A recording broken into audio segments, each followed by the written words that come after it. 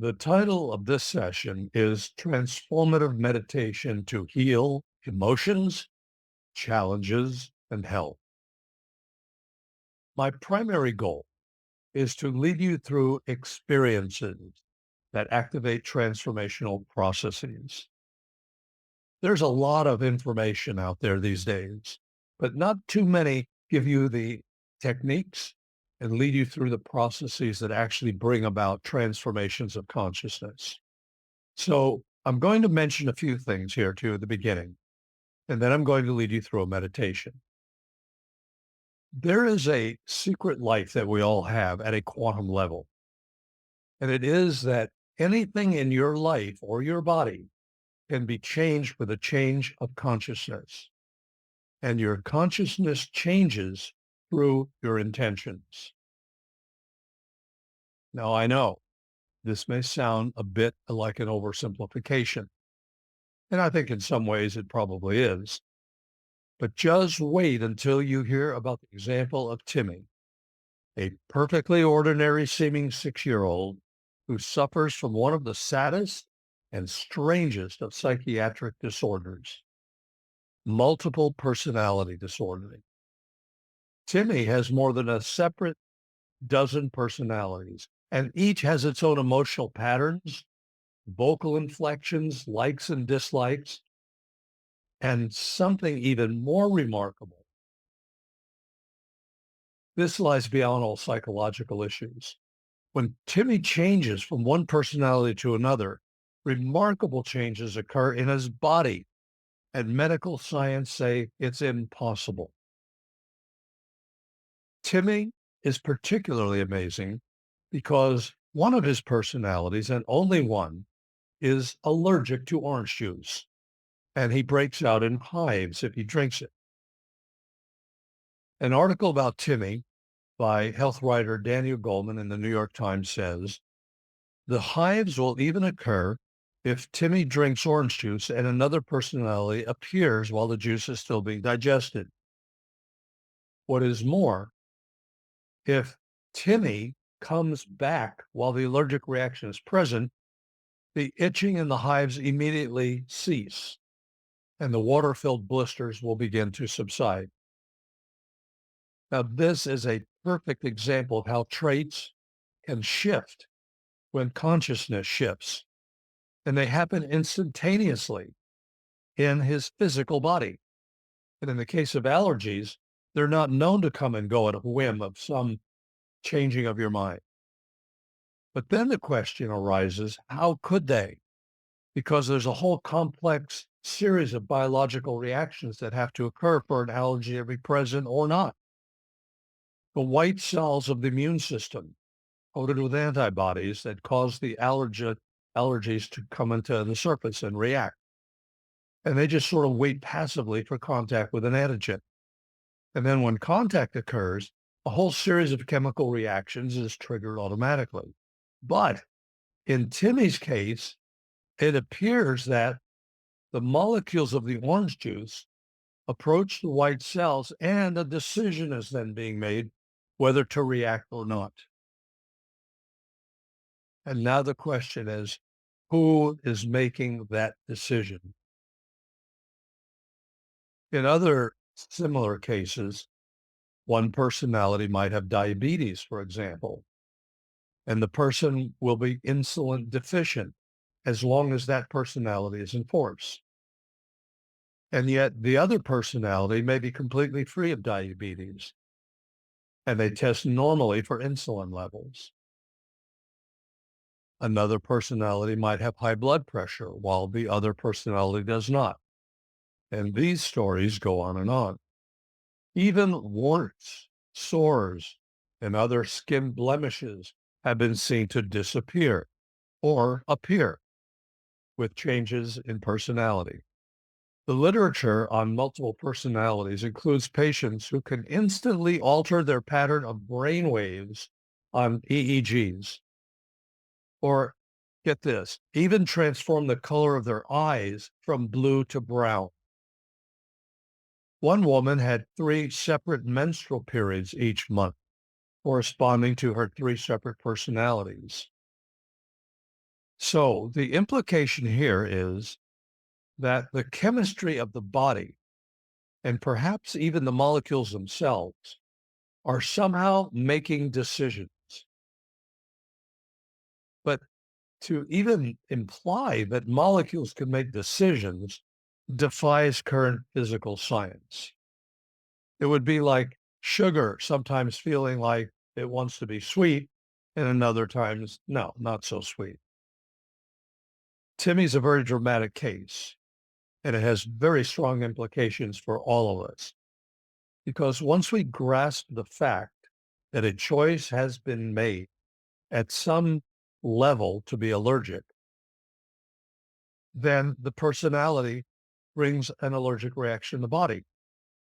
How else could he be turning on hives and turning them off? When we confront the sobering possibility that we're also choosing our own conditions and diseases, this raises some very serious questions. Now, we're not really normally aware of the choices because they always take place at a level below our everyday thoughts. In other words, at a subconscious level or an unconscious level.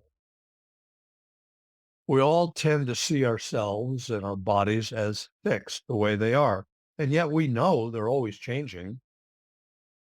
So the implications from the examples of multiple personality disordered people is that there is an intelligence contained at a deeper level than the molecules. And then the real question for us is, if such an ability exists, can we control it? Now, if you grab the fat around your waist or any place that you might choose, the fat that you are holding between your fingers is not the same fat that was there last month.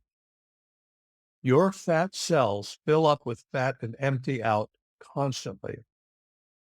So all of that becomes exchanged every 3 weeks. You acquire new stomach lining every 5 days. You replace the layers of your stomach cells in a matter of minutes when you're digesting food.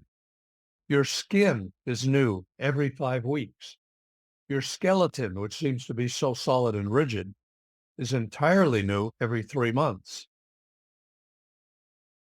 In all, the flow of oxygen, carbon, hydrogen, and nitrogen is so rapid that you could be renewed in a matter of weeks, but the heavier atoms, like iron and magnesium and copper and other elements, they slow down the whole process. So you look in the mirror and you appear to be the same outwardly as you were yesterday. And yet you are actually like a building being constantly having the bricks replaced by new ones. And every year, more than 90% of the atoms in your body are replaced. And this has been confirmed by radioisotope studies at Oak Ridge Laboratory in California. Continue listening to me now, but listen with your heart. I'd like you to pick an issue or a condition that you've been concerned about that you would like to work on or clear or change. It could be anything that you are having an emotional reaction to or has been troublesome to you or that you don't like or that you don't want in your life any longer. And I'm going to guide you through a process.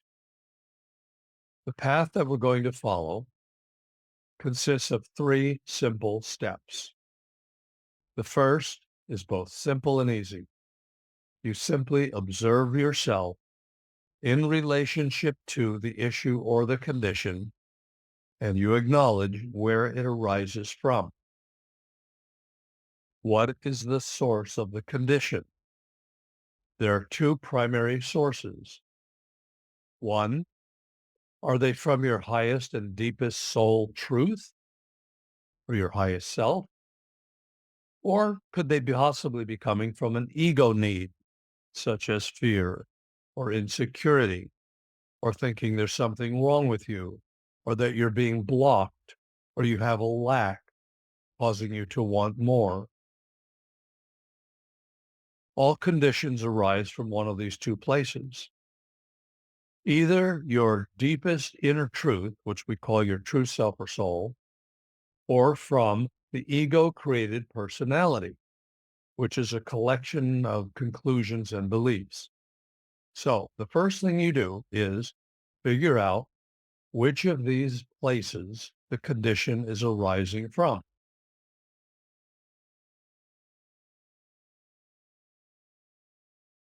It should be pretty simple, actually, because if it's positive, it's most likely coming from your soul or higher self.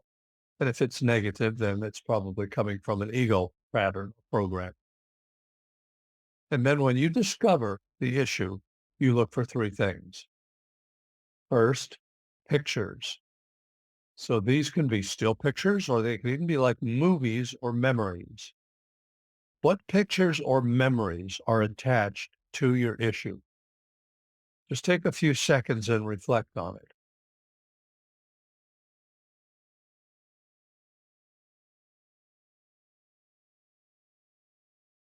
Is anyone else involved?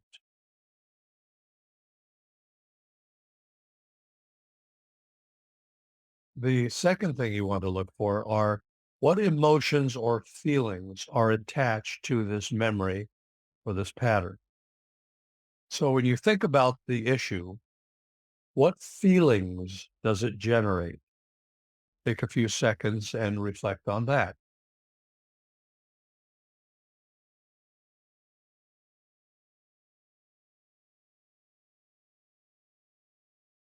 And the third area are your beliefs. This is the third area that you want to look at. Beliefs are based on judgments and conclusions. So, what judgments, opinions, points of view, or perspectives do you have on the issue? What do you believe about the issue?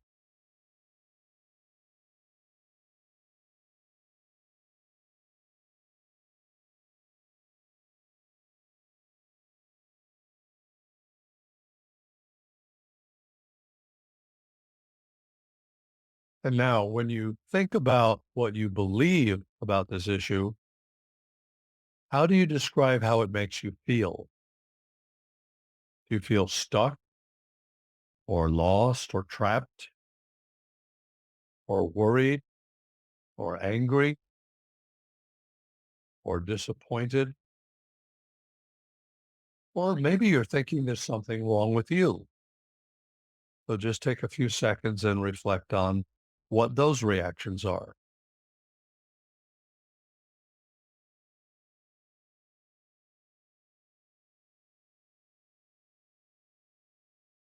Now, all of that was step one, gathering information about the issue.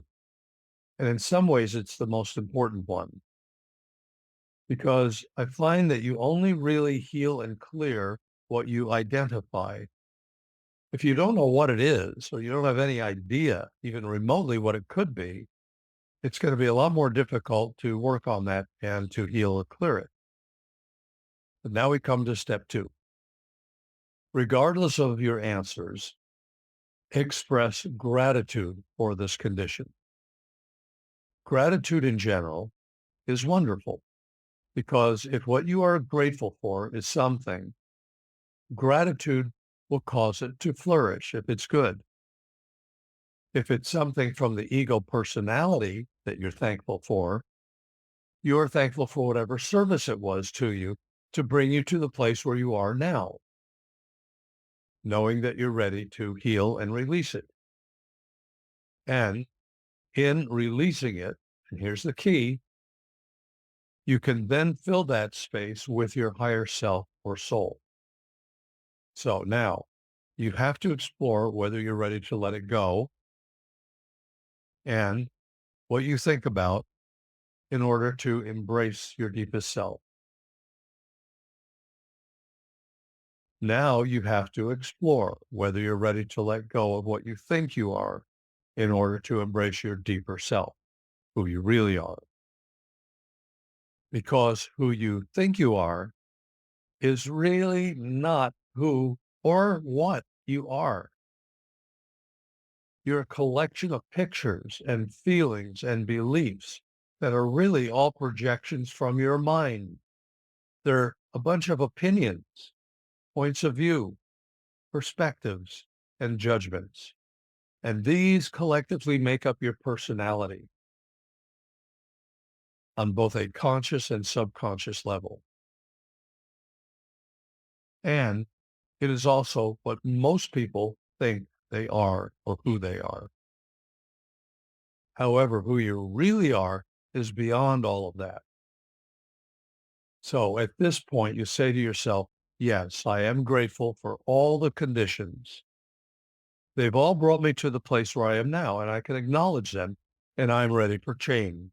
I'm ready to let go and heal and transform all around this issue. That was step 2. And now step 3, be willing to let go of the need or the condition, and you want to verbalize that to yourself. This is a form of surrendering the part of you that is holding on to this condition. This is the acknowledgement of the causes of the issue. Step 3. It's giving yourself permission to let go. So say this to yourself.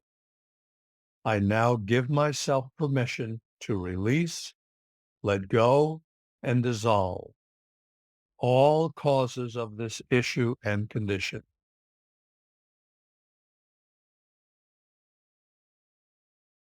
I give myself permission to release, let go, and dissolve all causes of this issue and condition. I am willing to surrender and release all need for this condition.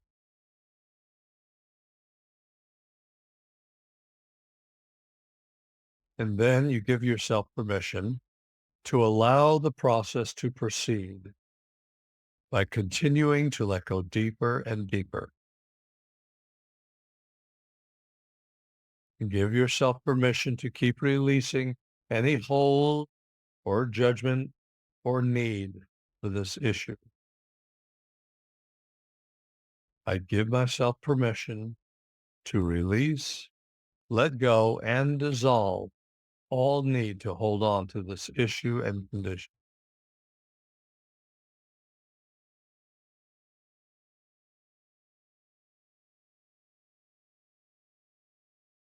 I am willing to surrender and release the need for the condition.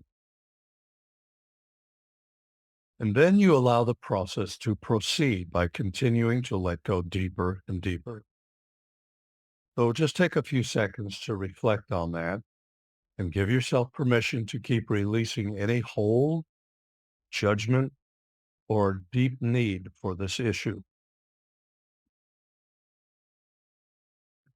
I give myself permission to release, let go, and dissolve all need to hold on to this issue and condition.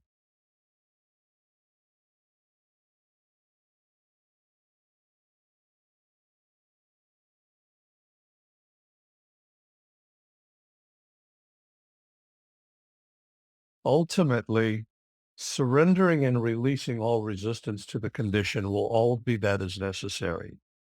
But there are other techniques that you might find helpful. For instance, forgiveness. That's one way that many people find very helpful. I forgive myself for whatever I think I need to forgive myself for. Or one of my favorite forgiveness statements is, I forgive myself for not having forgiven myself. Say that to yourself now and feel what that feels like inside.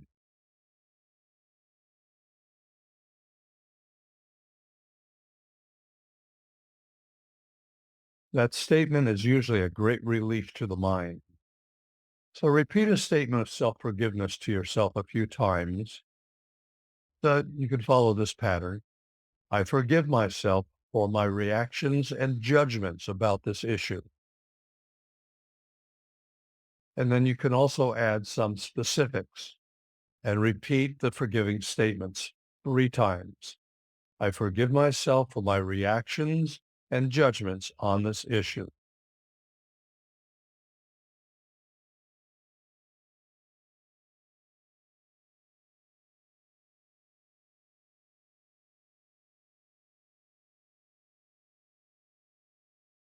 Another technique is to call to God and your soul and ask to be washed clean of all causes of the issue so you can dissolve the condition from you.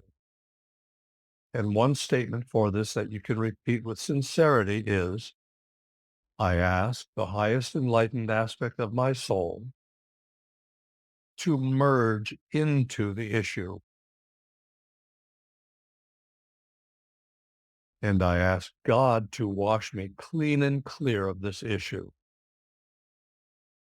Now I'm going to repeat that again. And as I do, repeat it in your mind after me. And then take a little time to reflect on that. I ask the highest enlightened aspect of my soul to merge into the issue. And I ask God to wash me clean and clear of the issue.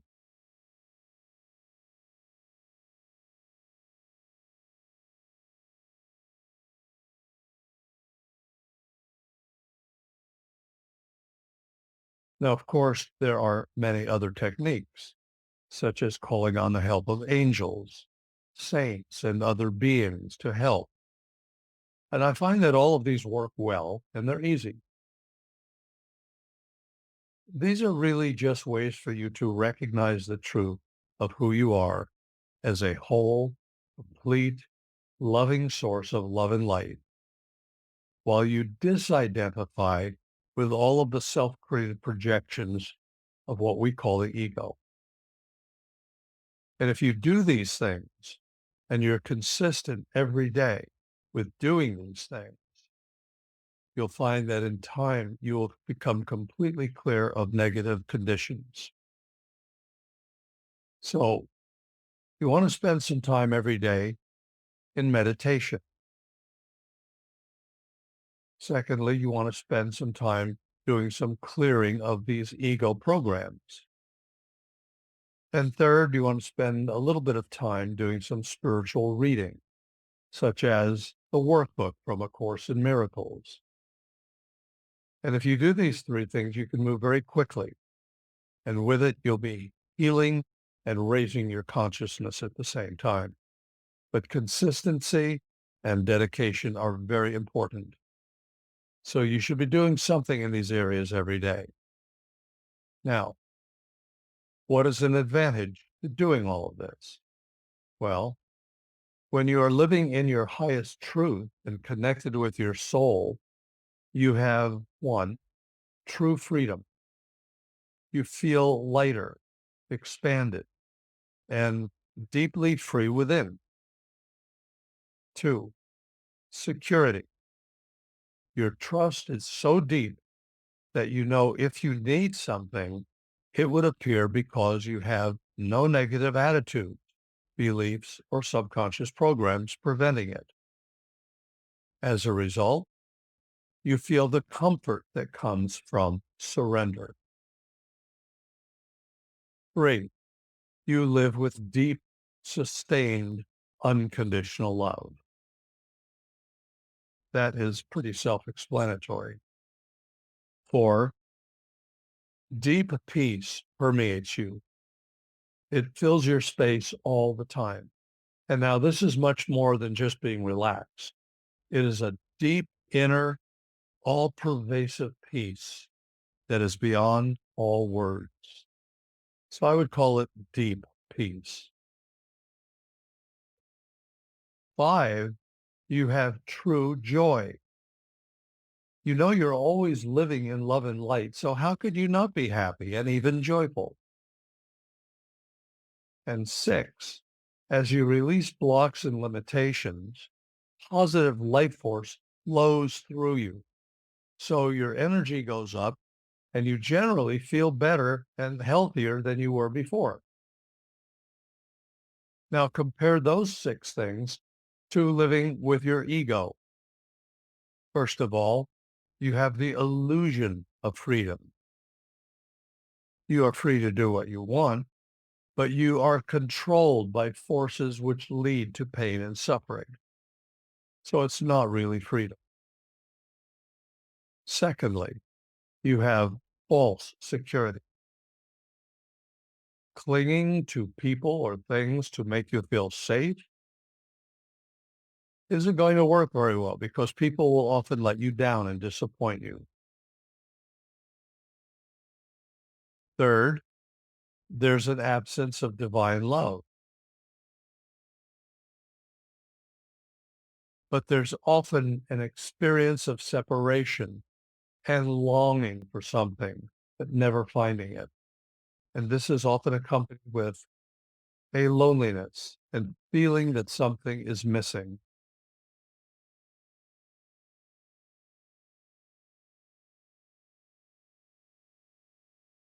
Fourth, there's the absence of sustained peace. And that always happens with the ego because the ego is always fighting with itself. And it's always driven by some judgment or criticism or blame or anger or fear or disappointment or feeling trapped and feeling stuck. Now, you might have momentarily experienced peace, but you find it doesn't last. And one thing after another hits you, often off guard and unexpected. Five, instead of happiness and joy, there's drama. People are caught in their stories, and they're caught in the tales and stories and fictions about what's wrong, who didn't come through for you, who cheated on you. Well, there's just one story after another. So the happiness is fleeting, if at all. I'm joyful when I get what I want, and I'm sad when I don't. These are all the ego ways of reacting and living. And then the sixth one, many ego patterns come out as health problems because most of the ego patterns create stress and negative feelings, and those deplete your life force energy, and they can become a foundation for a whole lot of troublesome health issues. Now we're going to the next step. The next step is opening your heart and accepting what comes. This is a day by day process that deepens as you do it. And like anything worthwhile, takes practice and dedication. The message of many spiritual paths is to meditate and you will reach enlightenment. But there are many people who have meditated for decades and they have not reached that goal of enlightenment because what many miss is an important second step that must be added to the meditative practice. And they can help you relax and quiet your mind for a little while, but then you must do something else.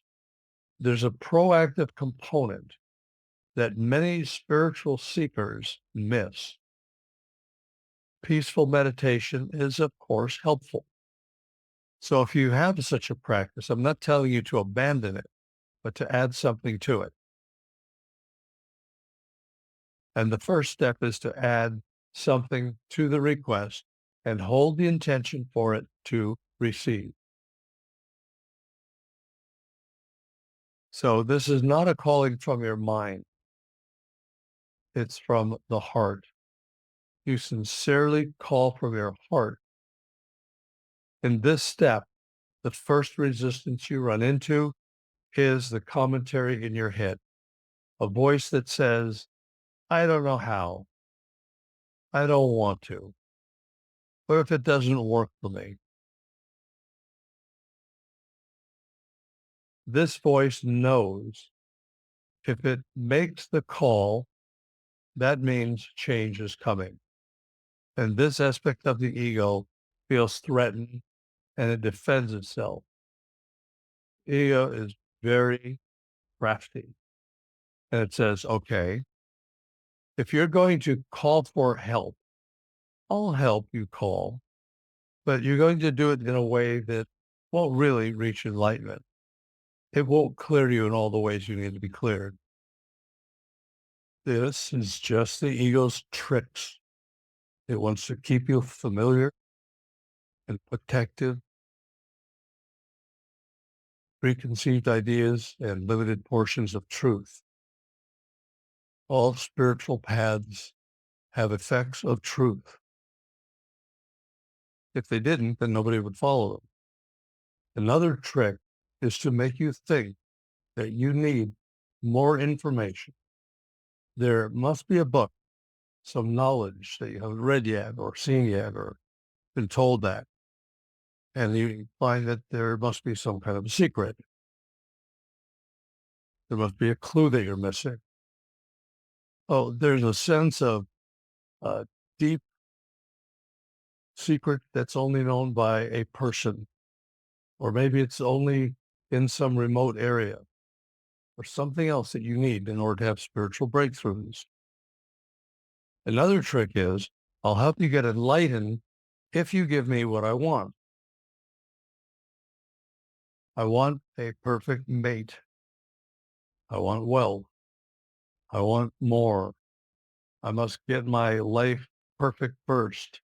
And then the ego says you can have the enlightenment that you're seeking. Why does the ego do this? Because it's going to fear that it will lose everything it worked so hard for lifetimes. So it keeps you on a treadmill of either seeking and only finding bits and pieces, but never arriving. As long as you keep acquiring more information, the ego is happy. But when you start to dismantle its fear-based defenses, it looks you up, holds on fear, locks everything in place, and it diverts you to look for more information. So, knowing all of this enables you to bring comfort to the fear with the embrace of love and healing and knowledge that you will never lose anything except the pain and suffering.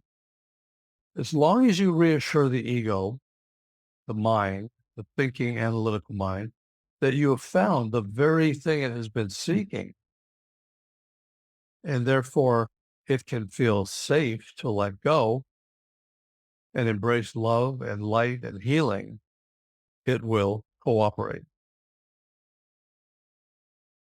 But if you go after the ego with defenses, like anything that it perceives as threatening to its existence, it's going to resist and it's going to divert you.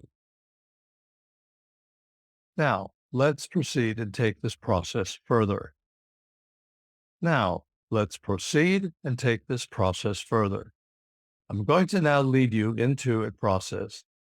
So you should not be doing this particular part of this meditative process while you're doing anything else, because you're going to want to close your eyes if you've not yet done so and tune into your heart space. You're looking for the eye of the heart, the center of your heart, and see if you can find the deepest central core.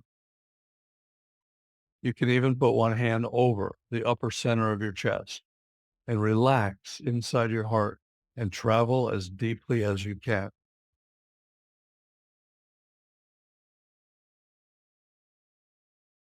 And get to explore and know this heart space a little bit.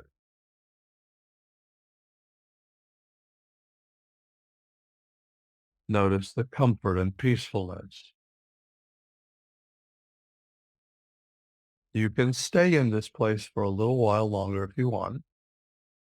And by doing so, you automatically begin to bring healing presence of your soul to this area. And the soul is already enlightened. And so you bring that presence to the surface.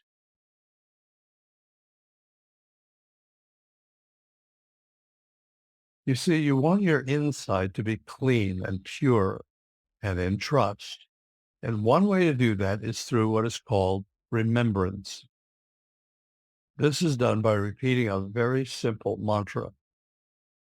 You may choose any mantra that seems to call to you, that represents the divine, And you'll notice that most of them have an ah sound, and that helps open the heart center to your spiritual core. So I'll give you some suggestions and just pick one.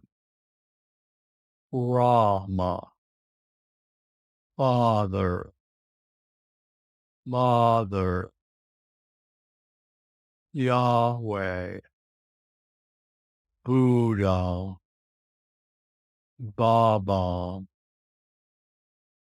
Abba, Krishna, Baba, Elohim, or even the word God,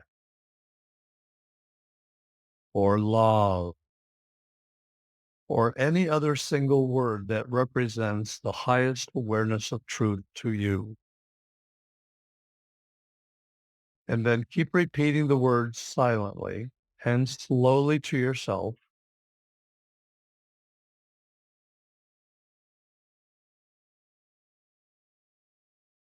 And you can do this for much longer periods when you have your time a little bit later.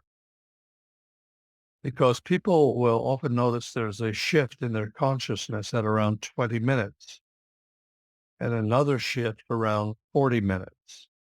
So I encourage you to try this remembrance practice for several weeks on your own.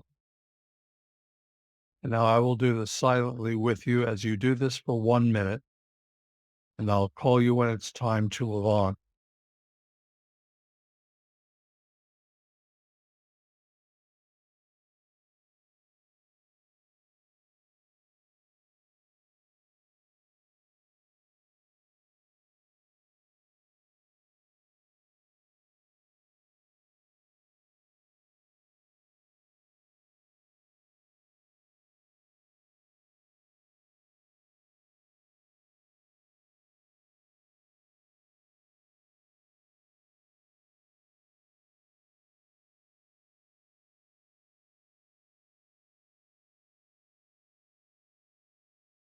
You'll find that this practice opens you to a very great love, beauty, peace, and wisdom because it connects you with all that is divine and high consciousness.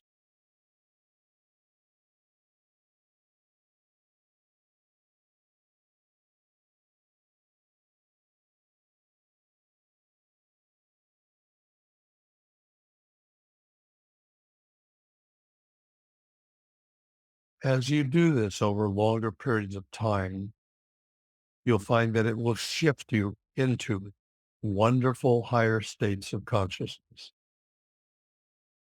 By repeating the word or the name, you're inviting in the deepest truth of you and having it wash out what you aren't.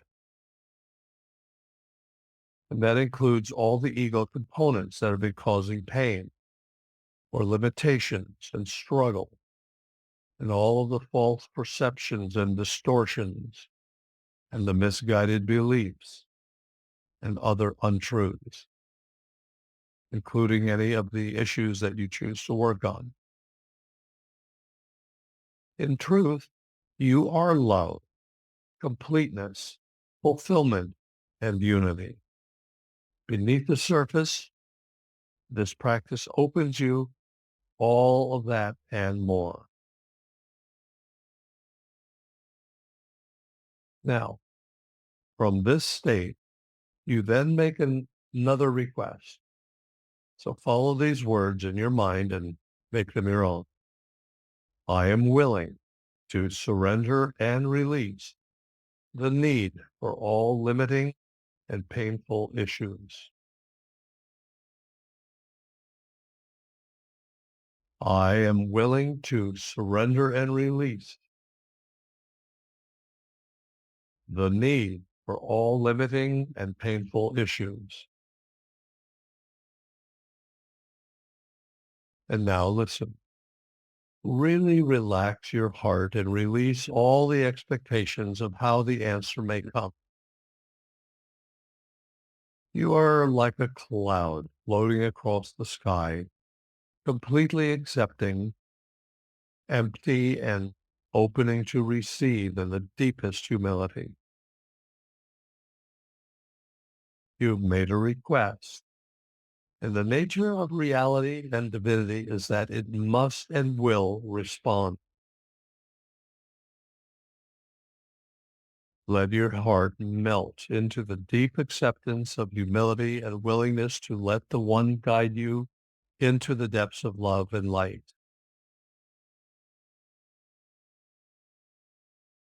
This is a very beautiful part of this process. Sometimes the mind has a little difficulty allowing the full expression of this. So just continue, stay with your heart, give yourself permission for it to open more now, and know that you are safe in the embrace of the highest enlightened presence of your soul.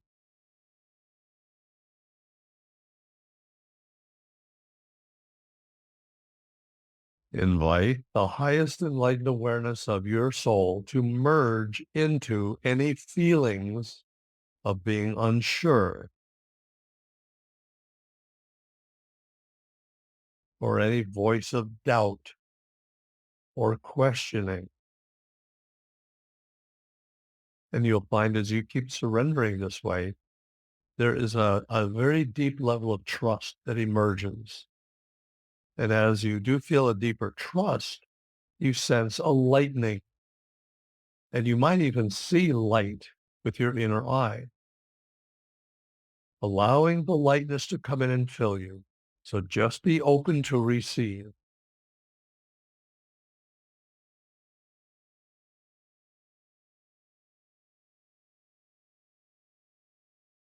And as you keep doing this, you may begin to have a sensation of something shifting or changing, or a difference in what you perceive around you.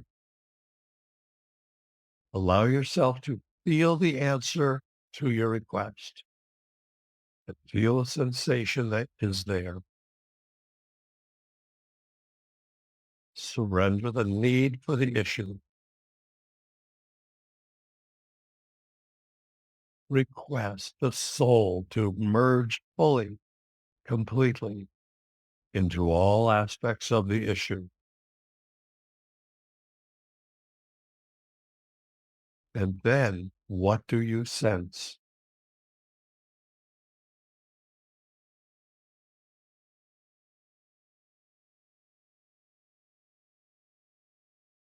How do you like it? How does your heart like it? Does it bring peace, love, joy? Is it good for you?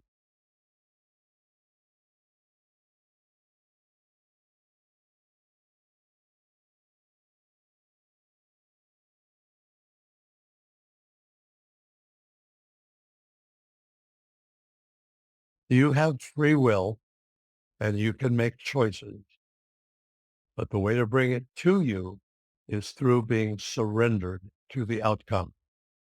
In other words, I have no expectations on what is going to happen. I deepen my trust in inner guidance to reveal the most important thing for me to experience in this moment. And I am surrendered to this, regardless of what it is.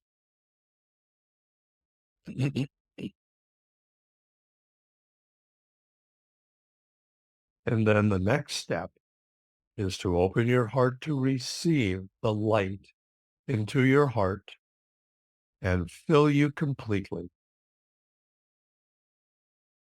receiving without conditions, being relaxed and open.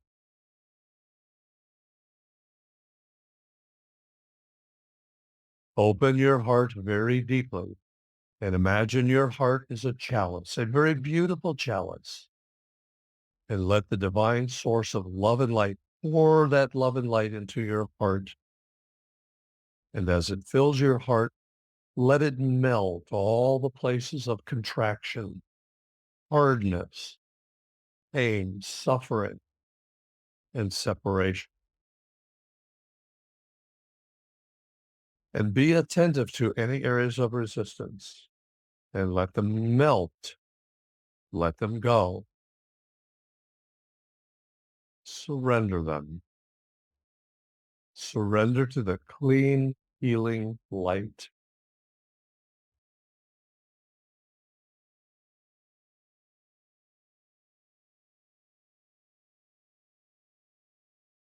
You want every corner of your inner heart and consciousness to be immaculately clean and clear and radiant with divine love.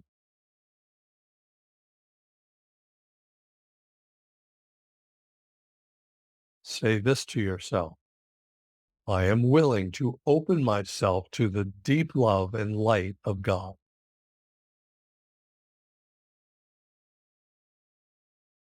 Feel the inflow of divine peace, love, and light washing through your heart.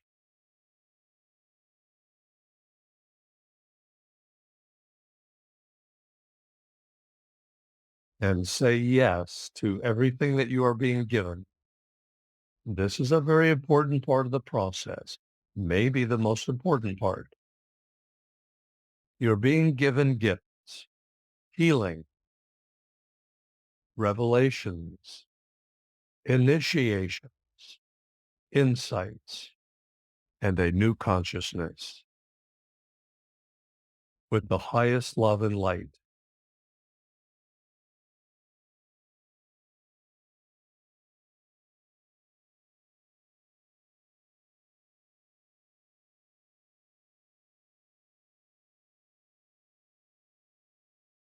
And then this is the last step, deepening of the acceptance and deepening into surrender to what is given to you. Let the higher light come in deeply. And when you do this, you transform to one with the Creator and creation.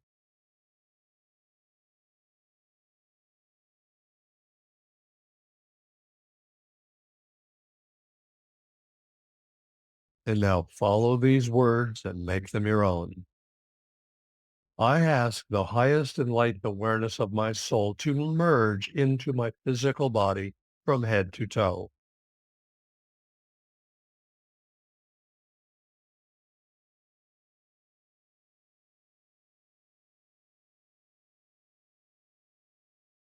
I ask the highest enlightened awareness of my soul to merge into my body, including my brain and nervous system.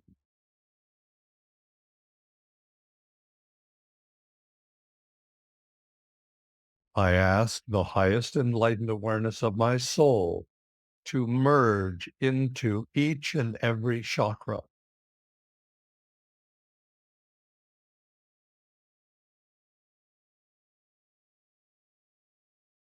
I ask the highest enlightened awareness of my soul to merge into my unconscious and subconscious mind.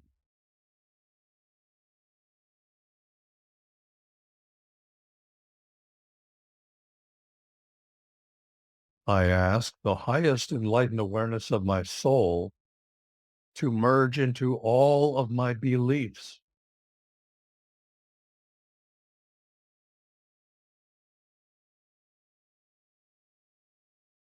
I ask the highest enlightened awareness of my soul to merge into every moment, including my past, all the way back to the moment of creation,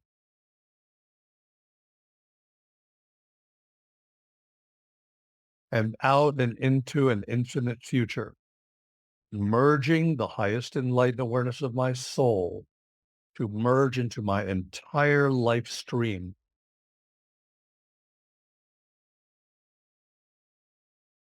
like turning on lights in a room that has been dark and all the shadows disappear.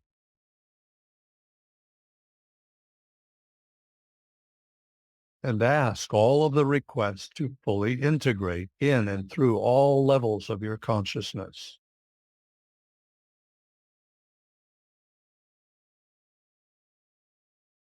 Ask all of your requests to fully integrate deeply into every fiber of your being.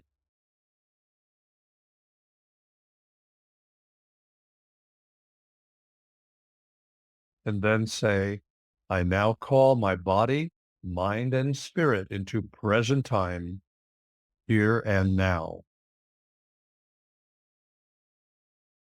And then gently open your eyes and stretch out into newness.